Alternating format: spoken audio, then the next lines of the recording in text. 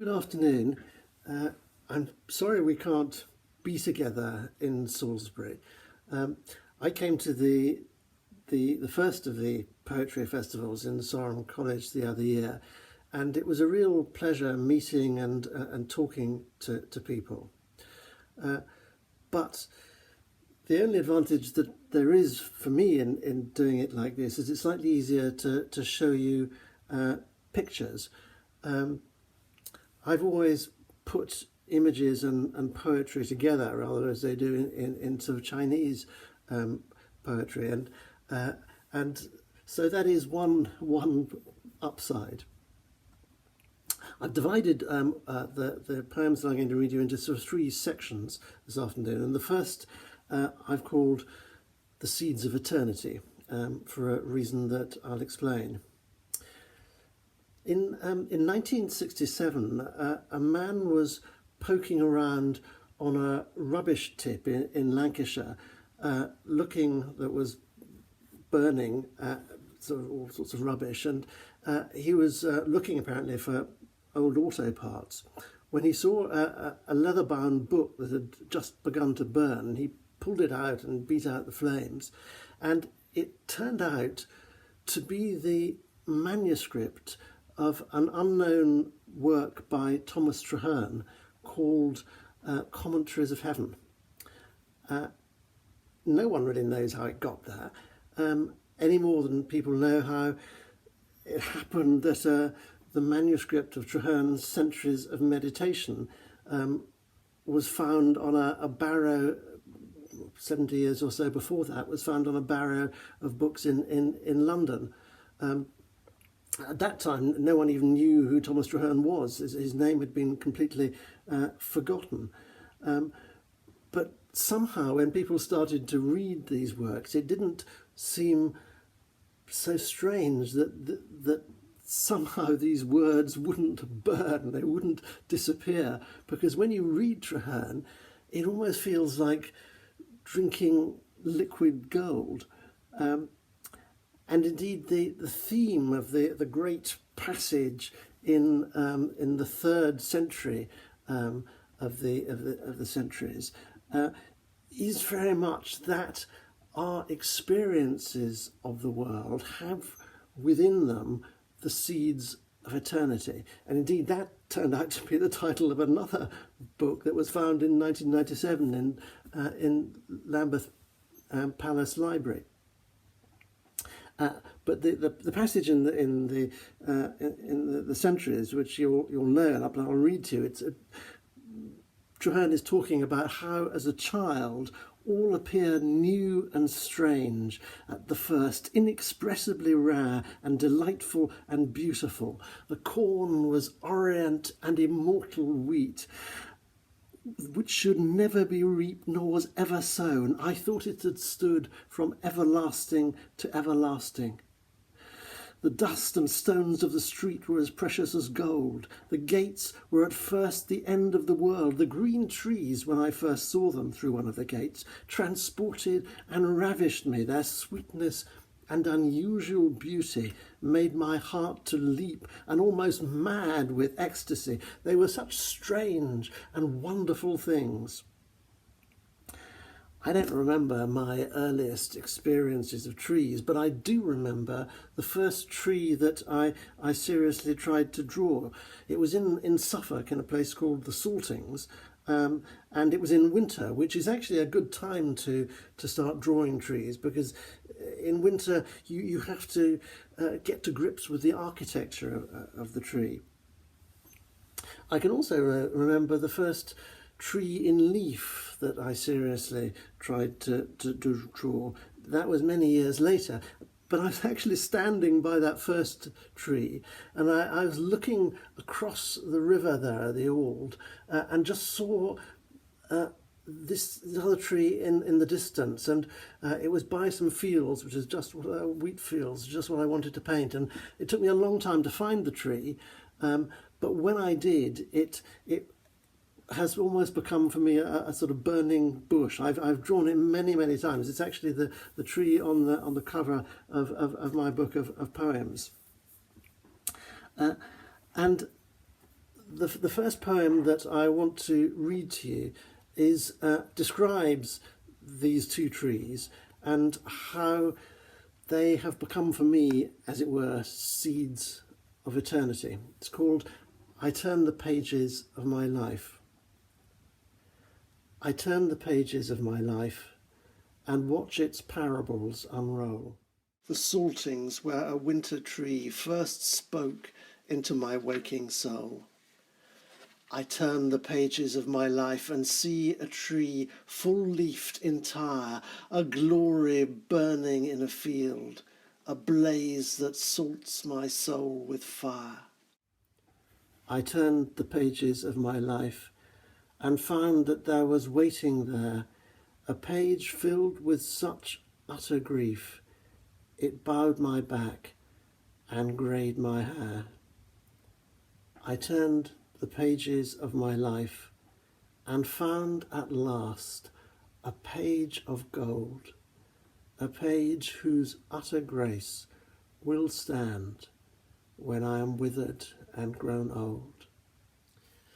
The place where I found the tree was on the edge of some fields, which when I was a child were always planted with wheat in the summer, and this of course wasn't just the sort of knee-high wheat that farmers use today, but the great chest-high wheat, which when the wind blew moved like an ocean wave.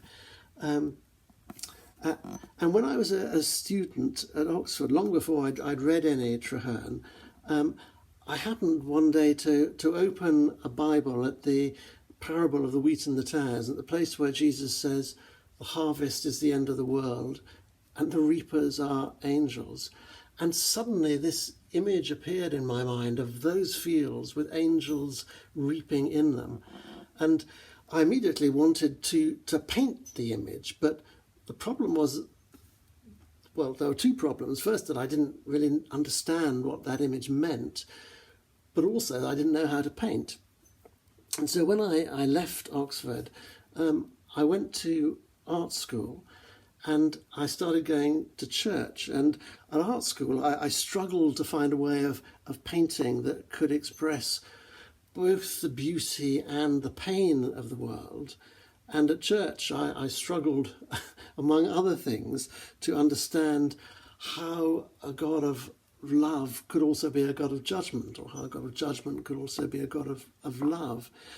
And the result of both struggles was a series of paintings and three sonnets, which picture the Last Judgment as a pastoral scene in a way that somehow seemed to me to echo Julian of Norwich's great words, that sin is behovely, but all shall be well, and all manner of thing shall be well.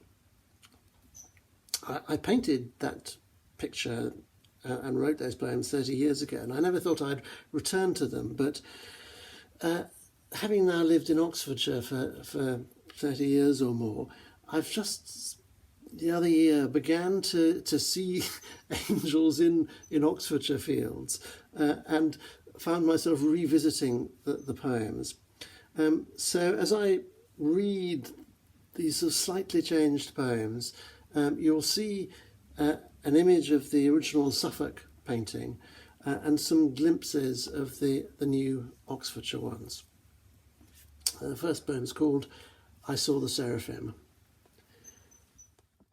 I saw the seraphim one summer's night, reaping it seemed a field of endless wheat.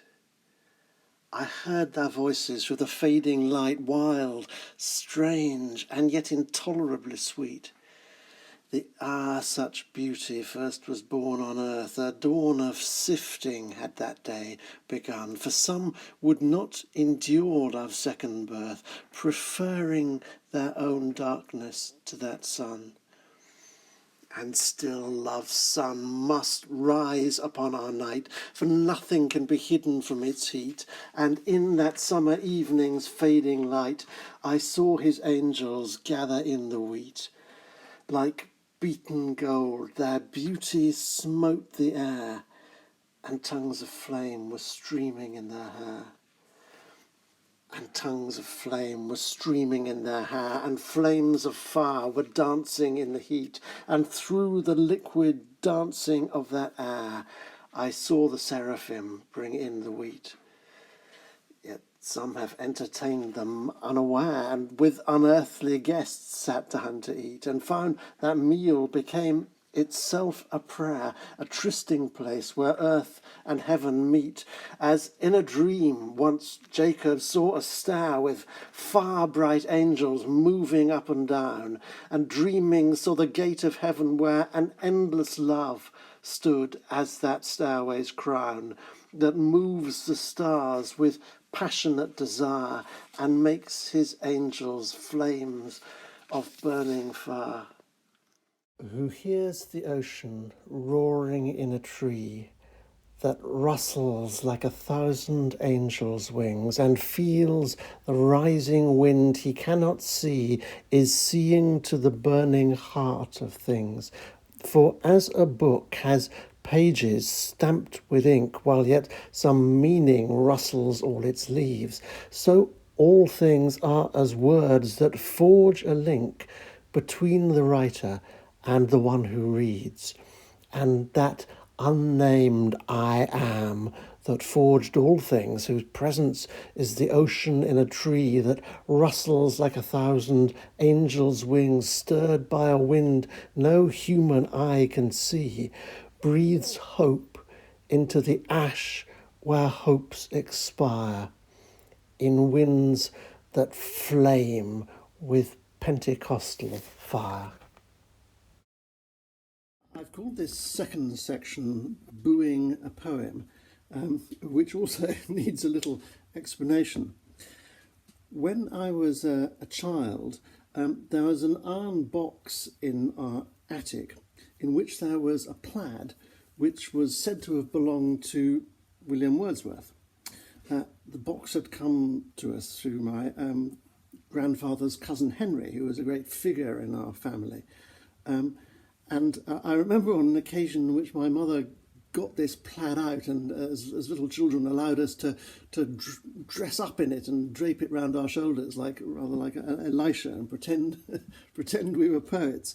I'm not sure I actually knew who Wordsworth was at the time, but we actually never knew quite why it was meant to have come from Wordsworth. But many years later, my mother just happened to be taking a book out of my father's bookcase, and she found that it was the Guide to the Lakes that Wordsworth had written, and in the flyleaf was a little inscription from William Wordsworth to Miss Watson, who later became Mrs. Wagner, cousin Henry's mother.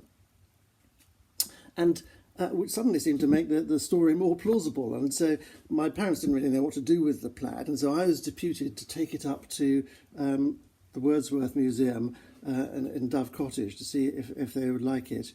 And when I did that, they managed to find the correspondence about, which actually seemed to confirm the whole thing, that at least they found a letter from Wordsworth saying, because Mary Watson and her father had come to stay with him, and Wordsworth says in his letter that he discovered in his carpet bag a plaid belonging to some of your party that had been left behind through mistake as mine, and he said he'd try and return it. So maybe the plaid was ours all along.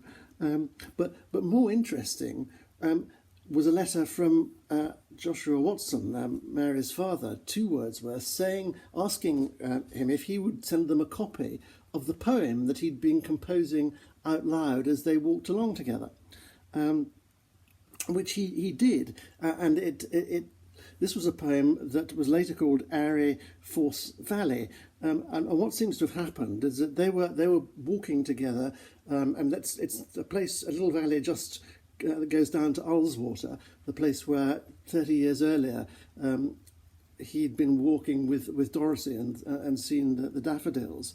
But this time they were walking in the valley, and Wordsworth says that he was describing a scene in the poem which struck me and Miss Watson at the same moment.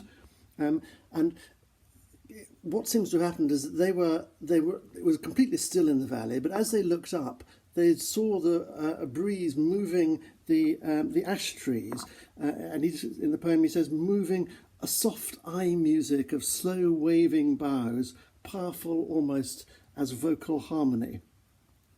Anyway, Wordsworth called his method of composing a poem aloud while walking along booing a poem. That's not my usual method of composition, but during lockdown I have booed two poems. The most recent, partly because we've been doing more walking than usual, we were walking in Oxford by the river at Port Meadow, which had actually overflowed and was a sort of flooded fields, my wife was always looking for new ways for me to take exercise, suggested we ought to get a canoe, but I've never been very at home in canoes. I tend to go around in circles, so I began to fantasize about getting a gondola, and if not a gondola, or if a gondola, why not a gondoliere who could sing to us as well, and so I started chanting this poem. If I had a gondola and my own gondoliere, my evenings would be full of song and not remotely dreary. Transported by sweet arias from Verdi or Puccini, listening in my gondola to my own gondoliere. Down the flowing Thames I'd go, dreaming of art theory, reclining in my gondola, rowed by my gondoliere. At which point my hat blew off and flew into the flooded field, began to drift away, and we both got rather wet feet trying to get it back. I'm sure that never happened to Wordsworth. The second poem that that I wrote was a bit earlier, during the sort of when lockdown was relaxed a bit, and we were able to go to Wales, and we took a little cottage on the Pembrokeshire coast. The thing about this particular cottage, it had some mirrors in odd places, and I'd been aware of a slight sort of breeze on the top of my head for a while, but suddenly in this mirror I saw how thin my hair had been getting, and this was rather traumatic. I can see that during a global pandemic, one shouldn't be traumatised by hair loss, but there you go. So as we walked along the Pembrokeshire cliffs, I composed and started chanting this villanelle, as it turned out. When first through thinning hair you see thin skin, and feel the dreary avant-garde of age, then rise and go, new journeys must begin. For since the frame of youth has rusted thin, the time has come to leave its mind-forged cage, when first through thinning hair you see thin skin. Once thrilled by downy hair on lip and chin, from all the pride of youth, now disengage, then rise and go, new journeys must begin, in which you seek a deeper song to sing, that sets aside the sighing and the rage, when first through thinning hair you see thin skin, to find repentance for each deep-grained sin, to take your place upon God's larger stage, then rise and go, new journeys must begin. Your soul must learn to clap its hands and sing, to face the dreary avant-garde of age, when first through thinning hair you see thin skin, then rise and go, new journeys must begin. I've called this third section Walking on Water. During the first part of lockdown last year, when I was working on this new selection of my illustrated psalm translations, I was struck by how many of the psalms involved water. Obviously, the central story of salvation for the Israelites was escaping through the Red Sea, and that's recorded in Psalm 66. We went through fire and water, but you brought us out into freedom. But even in something like Psalm 44, which doesn't actually mention water, when it says, "Wake up, Lord, why do you sleep? Wake up." It's hard not to think of Jesus asleep in the boat on the lake of Galilee. And in Psalm 77, when, if I can find it, when it says, "Your path is in the sea, your road is in the great waters, your footsteps are unknown," then the image of Jesus walking on water seems inevitable. I've always found that the story of Jesus and Peter, or at least of Jesus walking on water and Peter being summoned to come and walk with him, is a profound image of the life of faith. And when I started to draw it, I was astonished to find how underrepresented it was in Christian iconography. There are tens of thousands of images of Madonnas and child, but almost none of this, or so I thought, until I visited the deserted city of Europos. This city is on the edge of the Syrian desert and on the edge of the Roman Empire, was destroyed by the Sasanians in 256 AD. And when it was dug out in the 1930s, one of the buildings that emerged was the earliest datable Christian church.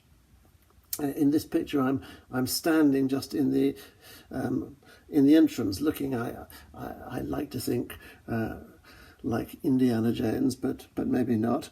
But just to my left is the baptistry, where the oldest datable Christian paintings were discovered. And unlike much of the material from Dura, which ended up in Damascus, the frescoes from this little house church were taken to Yale. And among them was one which, when I finally tracked it down to an enormous warehouse in New Haven, contains the earliest datable image of Christ. And as you can see, he's with Peter walking on water. One of the wonderful things about this house church is that we know some of the names of the congregation because they scratched them with little prayers onto the walls of the church and sometimes actually onto the paintings themselves. One new convert was called Isios, and the central poem in my book, The Nearer You Stand, is called 7 Songs for Isios. And the third of these is a version of a poem that Isios himself might actually have known. It's a second century, comes from a second century collection called the Odes of Solomon, which was probably written either in Syriac or Aramaic originally. And this is a version in which I've, as it were, scratched Isios's name into the poem, much as they that original congregation scratched their names into the paintings. So here's Ode 39. Great rivers are the power of the Lord. They sweep away those who despise him, who are caught in the current, who are carried away, body and soul. They are swifter than running lightning, yet those who cross them in faith will not be moved. Those who walk on them without fault will not perish. The Lord is a sign for them standing upon the rivers. He is a sign for all who cross the great waters in the name of the Lord. Put on the name of the Most High, and you will cross without danger. The rivers will be subject to you, and you will know him. I, Isios, will call on the name of the Lord, and I, Isios, will put on the name of the Lord. For the Lord has bridged them with his word. He has walked on the rivers. He has crossed them by foot, and his footsteps stand firm upon the waters. And my footsteps stand firm upon the waters, and I will walk with him, and I will not fail, and I walk with him, and I am not swept away. Hallelujah. You can never predict how God might use something that we say or something we do to speak to another person. And the same is true of a poem or a painting. Perhaps the most moving letter I've ever received was just recently from someone whose husband had died from the effects of COVID-19. And in the trauma of that loss had found art and poetry and music a great solace. When I wrote the poem that I'll read to you in a moment, I couldn't have imagined that it would speak to someone in that situation. The wind and the waves into which Peter sank are not the same as the cytokine storm caused by the virus in which so many have drowned. Yet the arms which held Peter as he sank are indeed the everlasting arms which hold all of us in every situation. Walking on water. Lord, if it is you, Peter replied, tell me to come to you on the water. Come, he said. To step out of ourselves onto that sea, forsaking all the safeties that we know, becoming for one moment wholly free, that in that moment endless trust might grow. To step into a love which calls us out from all evasions of one central choice, besieged by winds of fear and waves of doubt, yet summoned by that everlasting voice. To walk on water in astonished joy towards those outstretched arms which draw us near, then caught by winds which threaten to destroy, we sink into the waters of our fear. Yet underneath all fears and false alarms are sinking, held by everlasting arms.